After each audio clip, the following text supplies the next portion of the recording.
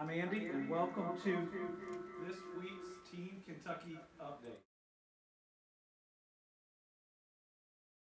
Share, including a ground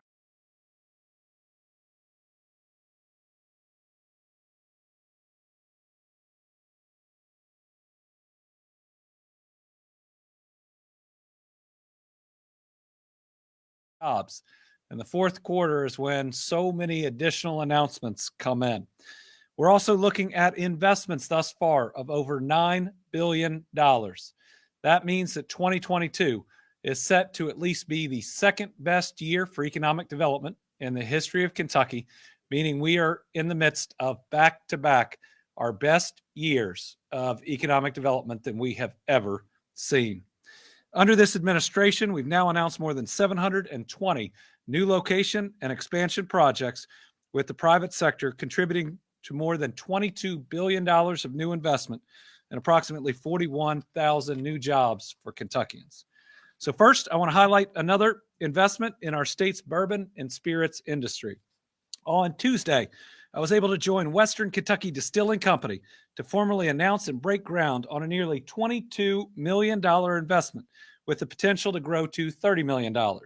With a second phase to expand operations, this new distillery is in Beaver Dam. The project will create 35 full-time Kentucky jobs and will include 15 warehouses in addition to a 25,000 square foot distillery. Construction began in June of 2022, and the facility is scheduled to become operational in May of 2023. Perhaps the most exciting part of this announcement is the company is committed to sourcing 100% of its materials and production right here in the Commonwealth of Kentucky. Western Kentucky Distilling will make its Kentucky bourbon with Kentucky-made equipment, will be owned by Kentucky residents, buy corn from Kentucky farmers, and create quality Kentucky jobs. It's this type of commitment and investment that creates jobs and long-lasting economic momentum throughout the state. It is also in a business park in Ohio County that I think is set to really explode, and this is going to be that very first big project to make it happen. I want to thank Western Kentucky Distilling Company and their leadership for their continued belief in our resources, workforce, and communities. These are neat Kentucky families from Owensboro and Lexington coming together to achieve a dream and create jobs all at the same time. These are great folks that I think are going to be really successful. Today, we're also keeping up with our workforce training efforts with more support for the Bluegrass State Skills Corporation. During the past fiscal year, BSSC assisted with training more than 35,400 Kentucky residents, the most in the past 6 years. We're keeping that momentum rolling by providing an additional nearly $2 million in funds and credits to assist with training for an additional 8,432 Kentucky workers. That pushes our total support from the state to over $3.8 million to train more than 12,700 Kentuckians. The BSSC Grant in Aid and Skills Training Investment Credit Programs provide employers across Kentucky with funding for training initiatives through cash reimbursements and income tax credits to help offset costs. We are amid economic growth like we have never seen before. And to keep pace with what is unprecedented growth, we have to be proactive by investing in our workforce training. BSSC is a big part of that effort. We are proud of them. We love partnering with this group, and I can't wait for us together, along with all the others in the state that are doing this, to not only meet the expectations, but fill every single great job that we're announcing day in and day out, along with all the great jobs that already exist in the Commonwealth. All right, some additional great news for our general fund. Today, our state budget director, John Hicks, who also moonlights as the executive cabinet secretary, is reporting that October's general fund receipts rose 15.2% over last year's totals. That means revenues for October were $1.2 billion above last year's $1 billion October. This is the highest revenue for an October ever in the Commonwealth of Kentucky. We're setting an incredible pace as receipts have increased 6.5% for the first 4 months of the fiscal year. And this is the 8th month of this year. Remember, we've been through 10 months of this year. 8 of them have had collections exceeding $1 billion, something that was rarely seen in the past in Kentucky. The increase shows a couple of things. You know, we hear about the national economy and this and that, but when you look at these receipts, it shows that Kentucky continues to have strong business and job growth. That's number one, because the receipts prove that. And number two, the Kentuckians are confident in our economy. This news follows August, where we led the entire country in new job growth. I can't remember that ever happening in my lifetime, Kentucky being number one. And we tied for number one in September. And sure, I'm happy for New Hampshire, but that means 2 straight months that we, the Commonwealth of Kentucky, have led the entire country in new job growth. That's something that we should all be really proud of. In July, we reported the highest annual growth in revenue in 31 years. And we are sitting at the largest rainy day fund in our history with about $2.5 to $2.7 billion. It was $129 million when I came into office. And one of the most important jobs as governor is to ensure our financial house is in order, and it is in better shape anytime, certainly in my lifetime. We continue to have strong fiscal management and a record-breaking economy, and that's right now. Think about all these announcements and what that means for the next several years. This is a historic opportunity for us to become everything that we have ever dreamed of, to become a top 10 state economy. Look at who the largest companies on earth are investing in right now. They're investing in Kentucky at a time when our budget and our financial house in government is also in good shape, and our businesses in many ways are producing more revenue than ever before. But if we want to reach that potential, if we want to make sure we keep this going, we have to be looking out for our kids. As the parents of young children, teenagers, and young adults, the Lieutenant Governor and I know the best thing that we can do to ensure we grasp the potential that is in front of us is to make sure all of our children have a world-class education. That's why our Education First plan that we put out several weeks ago is so critical. We have 11,000 teacher vacancies in the Commonwealth of Kentucky. Think about that. How do we claim that we can give our kids the best education when we have 11,000 openings that are needed in classrooms or in buildings right now around the Commonwealth to make that happen? We fell this last year from 42nd to 44th in teacher pay. Kentucky, which was number one in job growth 2 months this year, is number 44 in teacher pay. That is not the way we build a better Commonwealth.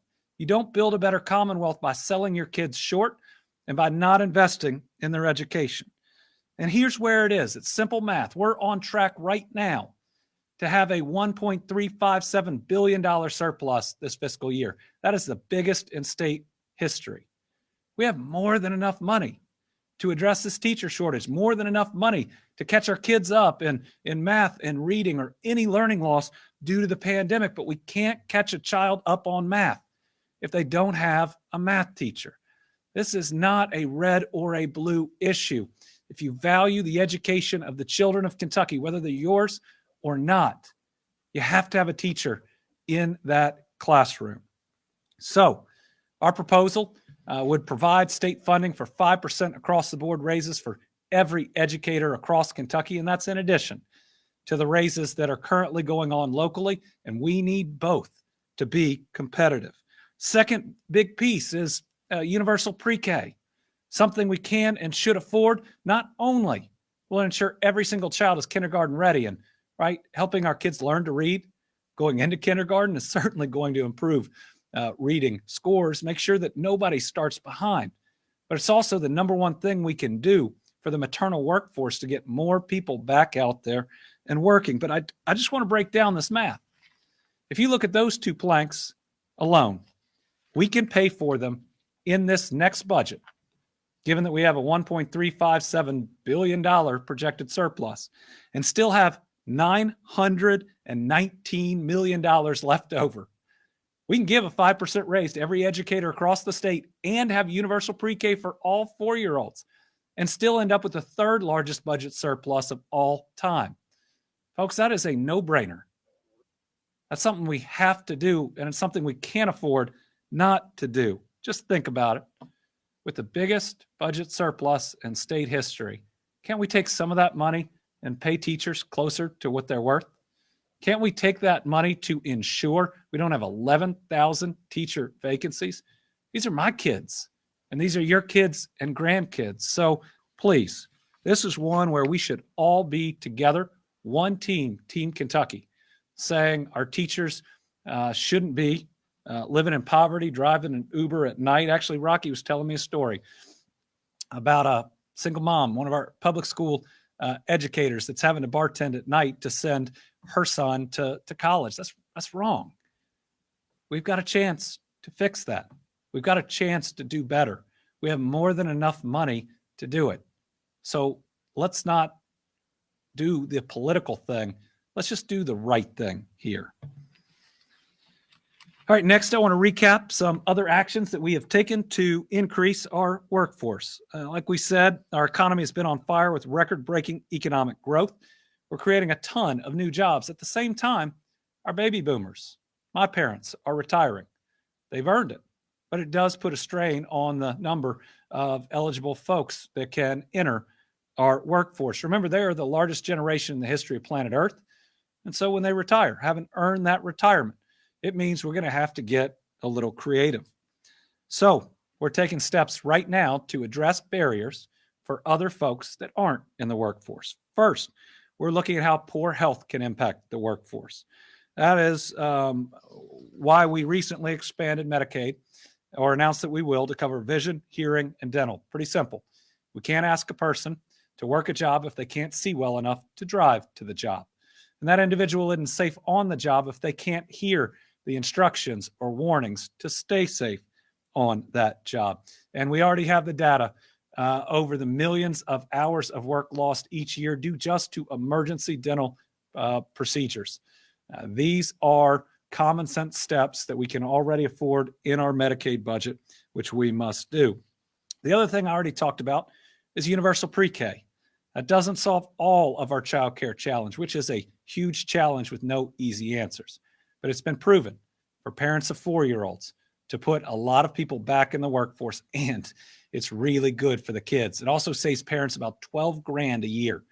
Think about that savings for Kentucky parents and what it can mean. And on Monday, we made 2 additional announcements to support our workforce and help our justice-involved population. The first is the Prison to Work Pipeline, which is a partnership with the Kentucky Chamber of Commerce. It's going to be in all 13 of our prisons, 19 local jails that house inmates. Basically, this is going to be a program that's about a couple simple facts. One, that 95% of folks incarcerated right now will be let out at some point. And second, that we have job openings, and we believe, and our faith teaches us, in second chances. But how about third, that the number one way we can reduce recidivism, and what that means is we can reduce people committing additional crimes, that we can decrease crimes by folks that have gotten out of incarceration. The number one thing we can do is have a stable job. So this Prison to Work Pipeline is about placing incarcerated individuals in jobs and having a start date before they actually get out. It requires second chance employers who get a long time to vet and to get to know these individuals. But this is one employee at Florida Tile, and it was really neat. He was talking about getting his GED while he was incarcerated, so he wouldn't just be working an entry-level job, that he would have an opportunity for advancement.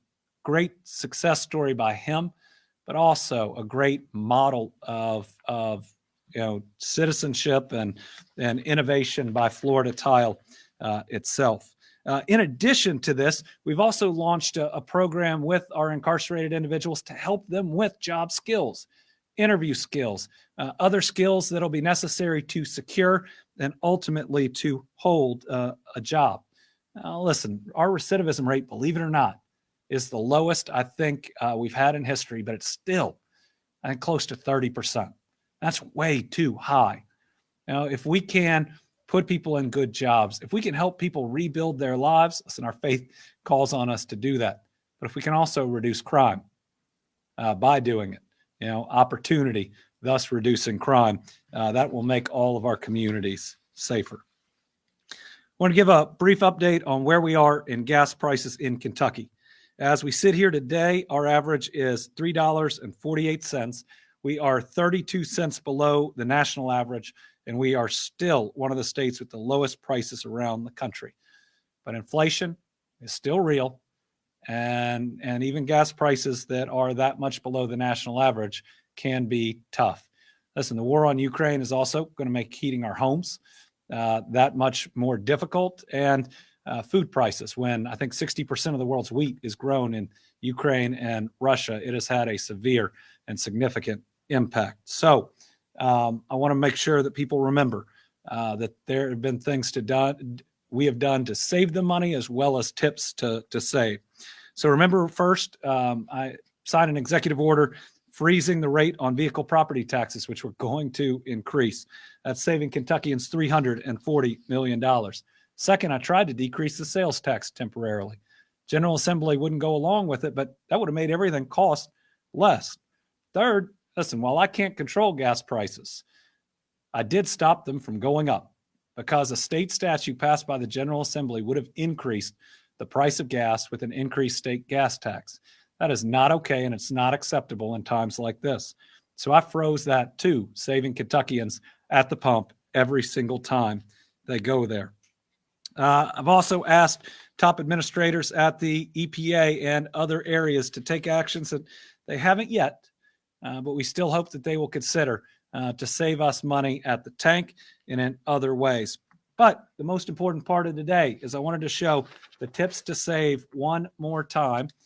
If we can pull those up, these are all ways to help save on your rent, to help save on your mortgage, to help save on your internet bill. Because listen, even if you're struggling, having internet at your home and at your business is so important for education and healthcare. Your child care assistance programs. Community Action has so many different programs. The prescription drug assistance programs, the Medicare prescription drug plan. Please take a look at all of these. If we can save you $10 here, $30 there, $50 there, then all of that ultimately will go and help lessen the blow on where inflation is right now. All right, I want to do an update on the nonprofit fund. The Team Kentucky Nonprofit Assistance Fund was created. We announced it in August with $75 million to help Kentucky's nonprofit organizations recover from the effects of the COVID-19 pandemic.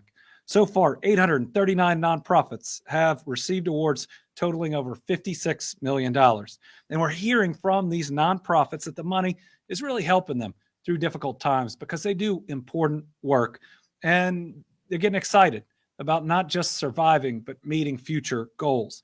We've heard from the Homeless Coalition of Louisville that the money is helping to buy furniture, pay housing deposits, and get people off the streets. Louisville Grows plans to use the money to grow ideas into projects and cover general operating costs for their small nonprofit organization. Upside Therapeutic Riding told us the money gives them hope of recovery after COVID-19 closures and rising costs. And Kentucky Humanities says the money allows them to continue to illuminate Kentucky's story through humanities events. Applications are still being processed. There's money still left in the fund. So any nonprofit, this is important, any nonprofit who missed the original deadline to apply, the portal is now open again until Wednesday, November 16th at 4 p.m. Awards up to $100,000 in unrestricted funds are available for qualified applicants who have not previously applied or received an award. Nonprofits can learn more and apply at teamkynonprofitfund.ky.gov. All right, a brief update on wildfires, because if you're in the Lexington or even the Frankfort area, certainly if you're in Estill County or an area where these are occurring today, you woke up smelling, maybe even seeing haze from wildfires. So the U.S. National Weather Service has issued a red flag warning for eastern Kentucky. That means there's an increased risk of fire danger because of dry conditions, warm temperatures, very low humidity, and strong winds that are expected to produce an increased risk of fire danger. As of this morning, Kentucky now has 52 active fires across the state in 28 counties, covering more than 6,000 acres. 32 of the fires are still burning, but are contained. The other 20 are in the process of being contained. The two largest fires in Estill County have burned almost 1,000 acres. One is contained and the other is in process of being contained. The Forestry Division is working, and let me say, our Forestry Division are a group of great individuals that work really hard. These were groups out with saw teams after the floods, clearing roads, and after the tornadoes, clearing roads. I'm really proud of this group and how hard they work for Kentuckians in times of danger and in times of need. So our Forestry Division is working with the U.S. Forest Service in a unified command. They're using helicopters for water drops, as well as other techniques.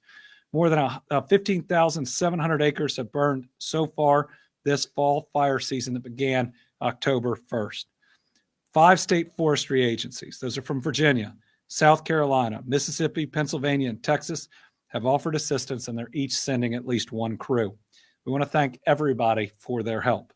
Many counties have burn bans in place.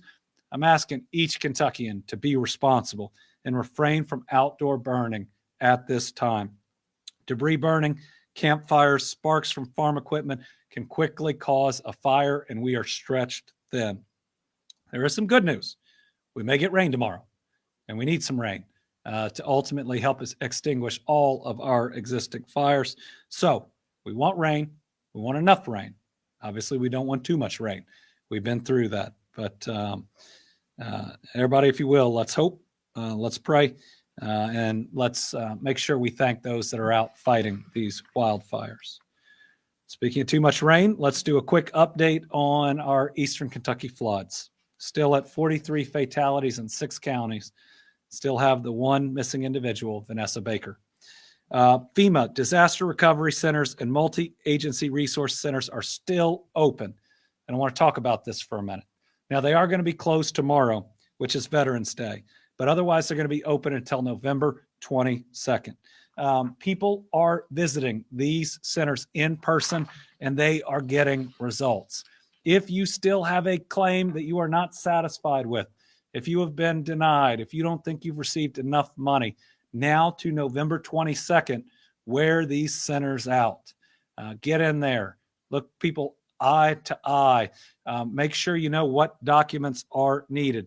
I will tell you, since the FEMA application period on October 28th, when new applications closed, more than $3 million has been approved. And they've been approved primarily through these centers. Now, the most common reasons for ineligibility, I'm going to do 3 of them. No response to FEMA's attempts to contact survivors. That's not picking up the phone. Missed inspections. That's not being at the place at the time of the inspection. And I'm sorry, those are the 2, but I want to give a number here. Currently, we know there are 2,000 homeowners and renters that right now haven't been approved just because of those reasons. Now, folks, we know that's on us, right? We've got to pick up the phone. We've got to be at the inspection. We got 2,000 Kentuckians that are out there that we might still be able to get approved for FEMA individual assistance. So if you know somebody that is struggling, first of all, take them to a disaster recovery center. They can do everything here that they could do on that phone call, but they still have to be in the inspection. And please answer your phone. Be at the inspection. We want you to get the help that you deserve. But remember, I mean, FEMA's got to be able to talk to you. They've got to be able to see the site where you suffered all that damage. Come on, let's, before November 22nd, all 2,000 applicants, let's make sure we talk to FEMA. We get those inspections scheduled. We show up. Let's get you approved. I want you to get the money that will help begin to rebuild your lives. Currently, individual assistance, $86.8 million from FEMA, currently $55.5 million from the U.S. Small Business Association. 224 people still sheltered in our state parks. That's down from 360 September 1st. People are finding longer-term housing, which is a good thing. Let's put up the travel trailers. We now have 320 on site across 10 locations. 645 people now sheltered in those. That is up 36 since the last update. Now every single one of the sites, including the two bottom ones that we had to build out from scratch, are up, are operational, and we are getting occupied. We do have households transitioning out. That's a good thing. Again, when you transition out, especially from travel trailers, it means you found more long-term housing. These are just the public sites. Of those 205 households pending, I think at least half want a private placement. In other words, on their property. And that's something we're looking at if their property is outside of the floodplain. And then, of course, it has to be safe with the utility hookups and other options. So of the 205, a portion of them, at least for now, is not applying to be in one of these sites. So we continue to work. This is, 230 to 40 more travel trailers than we had in the West. Significant number of people that we're making sure that we can provide this intermediate housing for. I'm really proud of especially our transportation cabinet. Kyle Pogue has helped lead this effort. Kyle is from Western Kentucky and is normally stationed in Western Kentucky, but took everything he learned from those tornadoes and has been in the East just about every day. I know he's got a big team. So thank you to everybody in KYEM. Thank you to our transportation cabinet, public protection cabinet, helping with the electrical and other inspections and getting them done. All right, health updates. I'm actually going to start with something other than COVID, and that is influenza. The spread of the flu right now is at widespread levels. In prior recent years, this level of flu was not detected until much, much later. Actually, we almost eliminated the flu during COVID at certain points.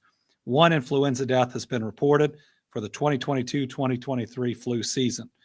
The majority of influenza detections in Kentucky have been identified as type A, and if you want to be really detailed, that's H3N2. The flu vaccine that's been updated this year is going to perform really well against that strain of flu.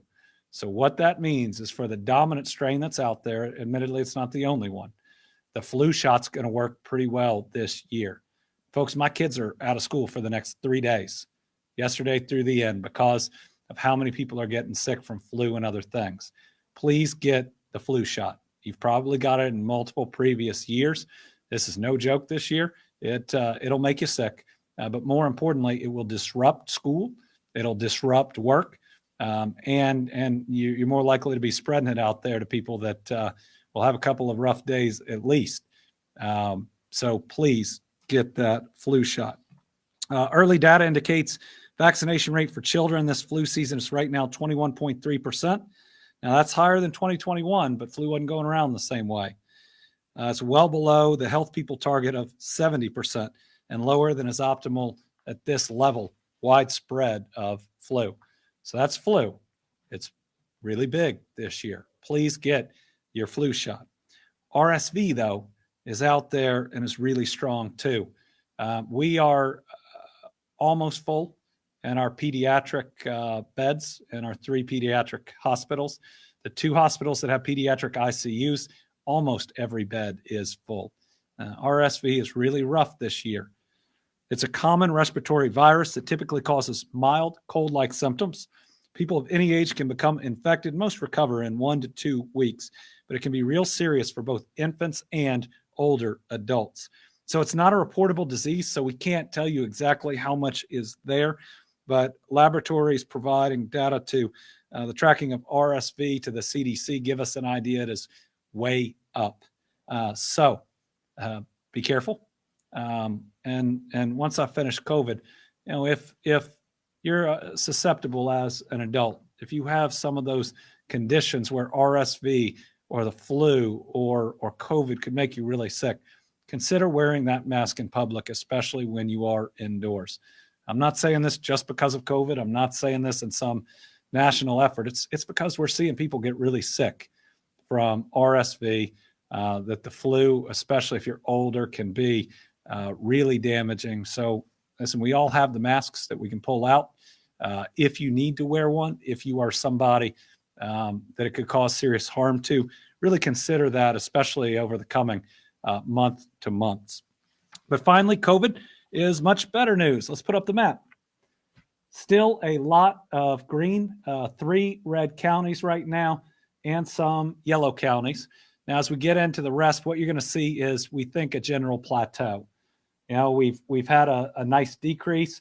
Now we're seeing a little up, a little down in cases, and then go ahead. Look, this really shows the plateau, right? It's never exactly flat. It's up and down and up and down.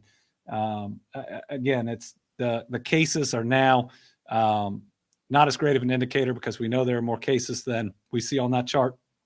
The positivity rate's almost reverse. You're only going to get a PCR test right now if you're pretty sure you have it. But look at these. General leveling out for hospitalization. Go back, if you will. But while I say leveling out, we're still at one of the lowest points, with some of the fewest people hospitalized for COVID than at any point during the pandemic. This is vaccinations. This is therapeutics. This is us getting better about testing. This is also that the current strains don't hit us as hard as especially that Delta did. ICUs prove that out, some of the lowest we've been, and thank God, the next slide, ventilators are really low. But COVID's still serious. It's still killing people. And all you have to do is go out and get that new booster.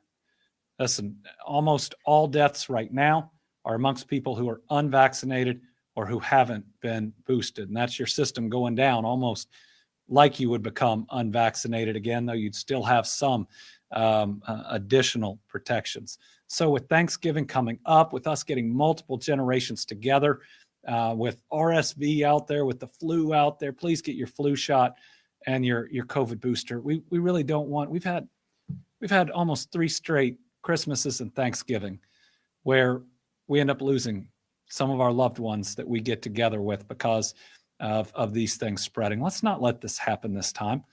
We're so far into this pandemic. We have so many tools to do it. Just look out after yourselves and the people that you love. And listen, if to date you haven't gotten that vaccine, just please consider it. Don't do it for me.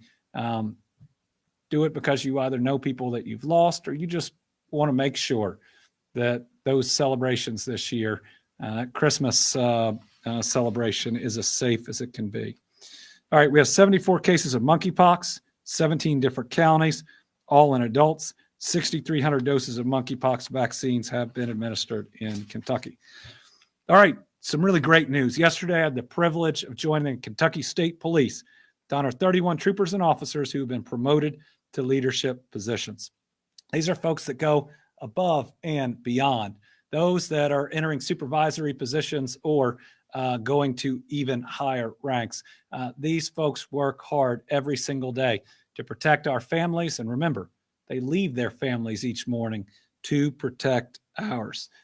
Really proud of all of these individuals.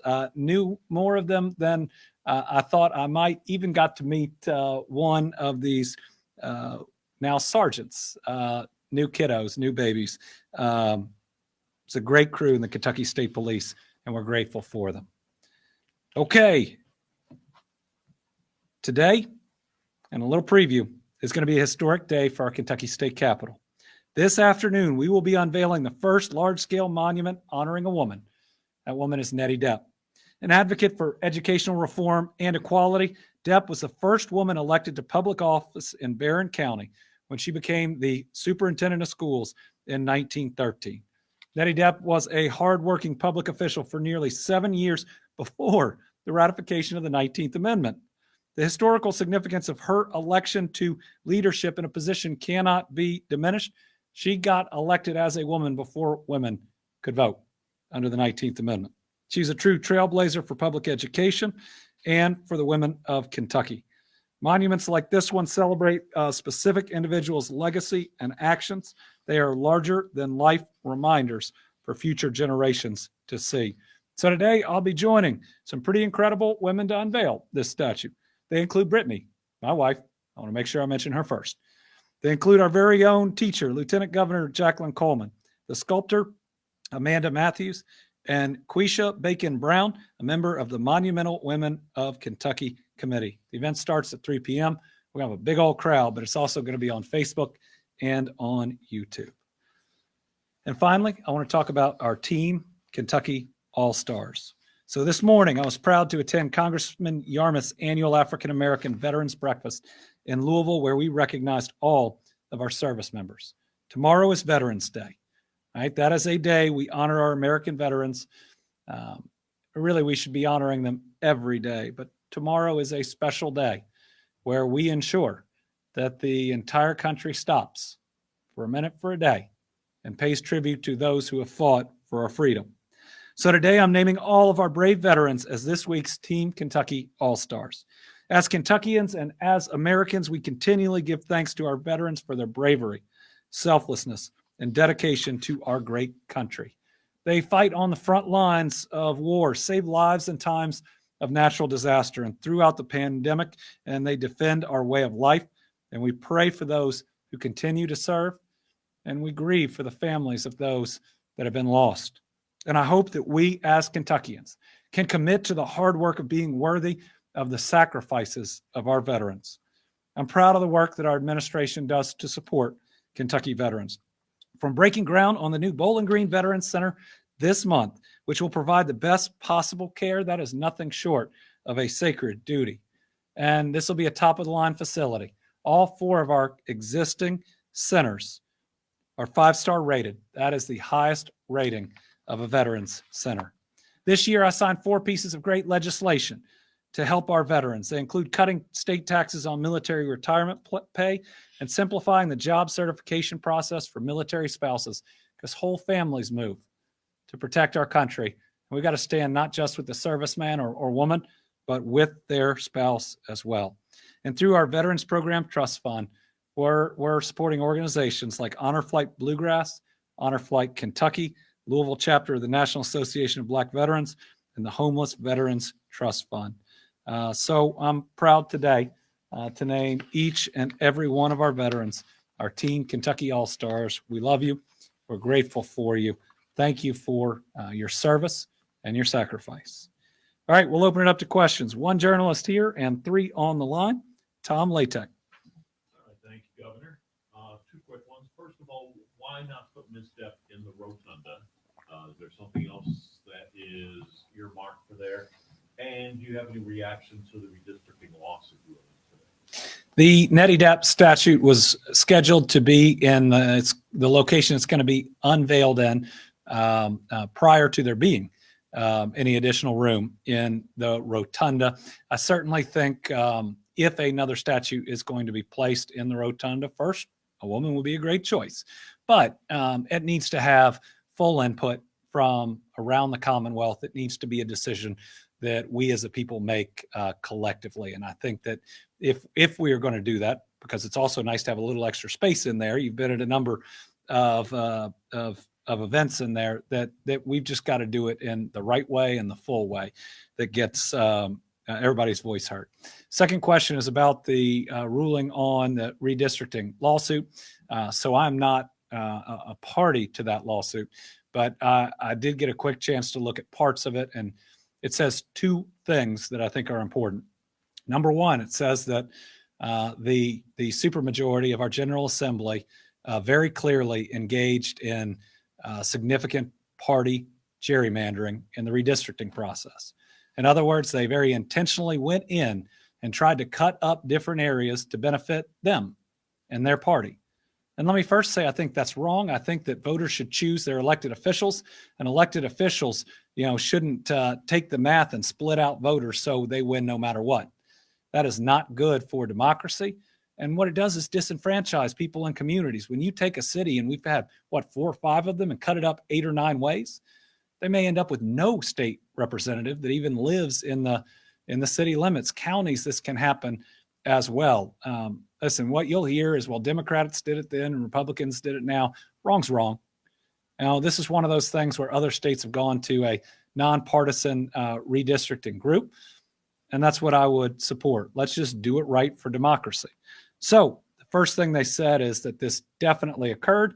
And listen, it's an explanation for some of the seats that flipped. If you totally change the voters and you do it very intentionally, then as long as your math is right, you can create one of those results. The second thing, though, they said is that the judge said is he believes under Kentucky's Constitution you're allowed to engage in blatant partisan redistricting, and that's something that I know the parties will have to review and make a determination before any next steps. But I think both of the findings are really important. All right, next, Melissa Patrick from Kentucky Health News. Hey, Governor. So, recognizing that you are a lawyer, do you think the Supreme Court should reinstate Judge Perry's injunction and allow the state's 2 abortion clinics to reopen and find, as he did, a right to abortion in the state's constitution? Well, Melissa, my law license is frozen right now. But let me answer it this way. I believe that on Tuesday, the voice of the people was heard. And I think the people said very clearly, and if the amendment had been written even more clearly, would have said even more definitively that victims of rape and incest deserve options. That we have the most extremist trigger law in the country. And what it means is people as young as 9, this has happened, who can only become pregnant through first-degree rape. Right now, they have 0 options.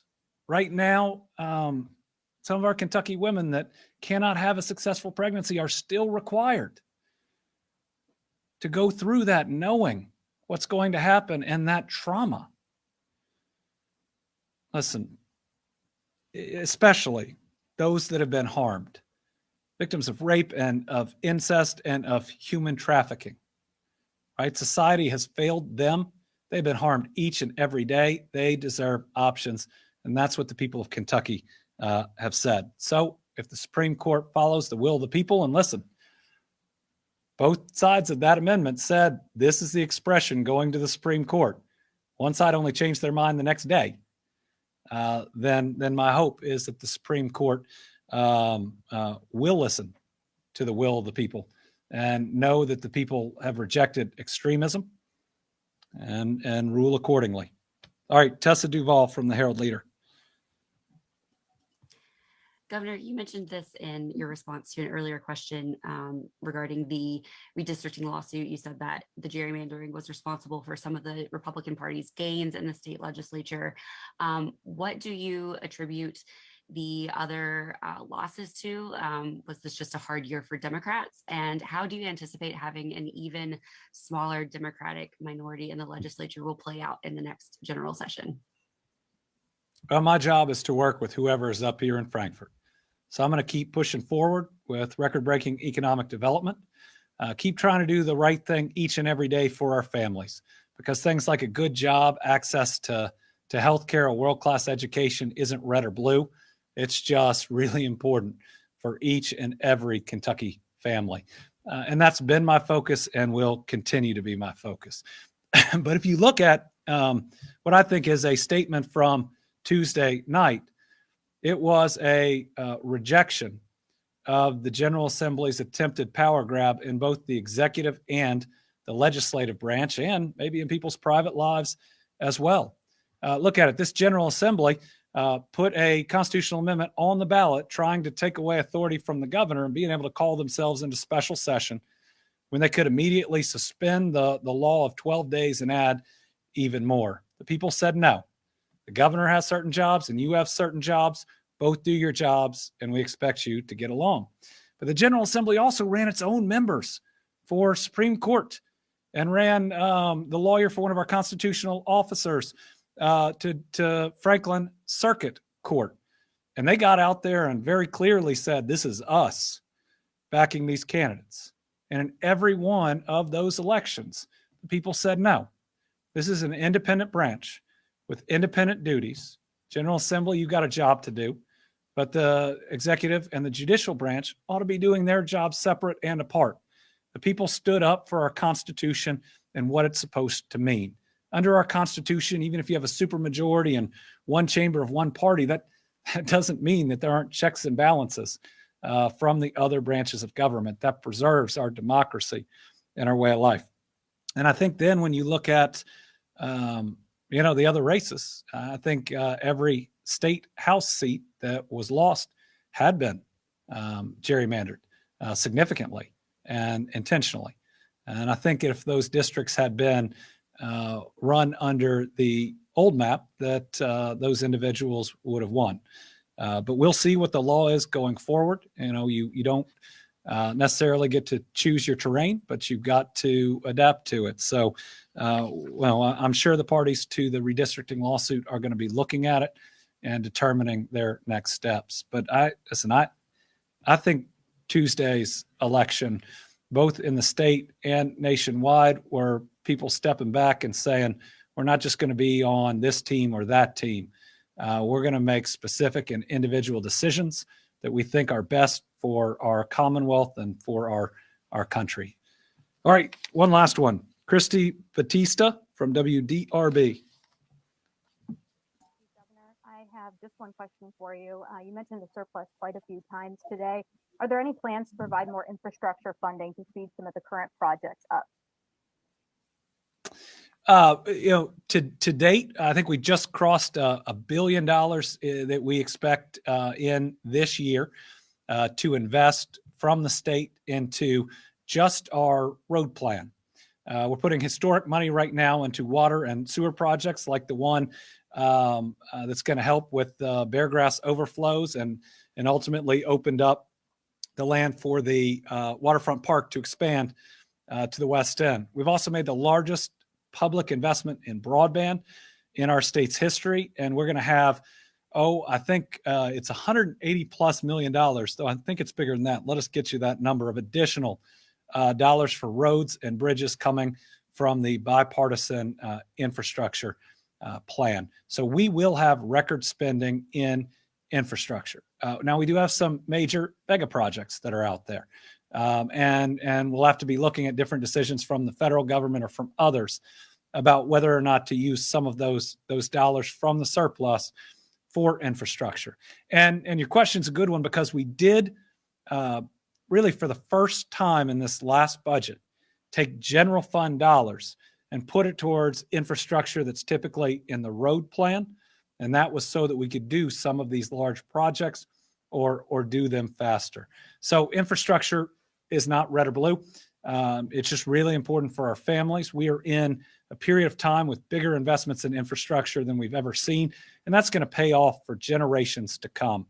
And every economist that I've talked to, whether they think the economy is going this way or that way, says one of the best things that governments can do right now is invest in infrastructure.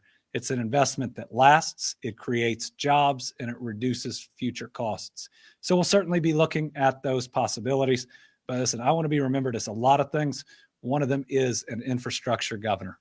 All right, that is this week's update. Thank you all very much. We will see you next week.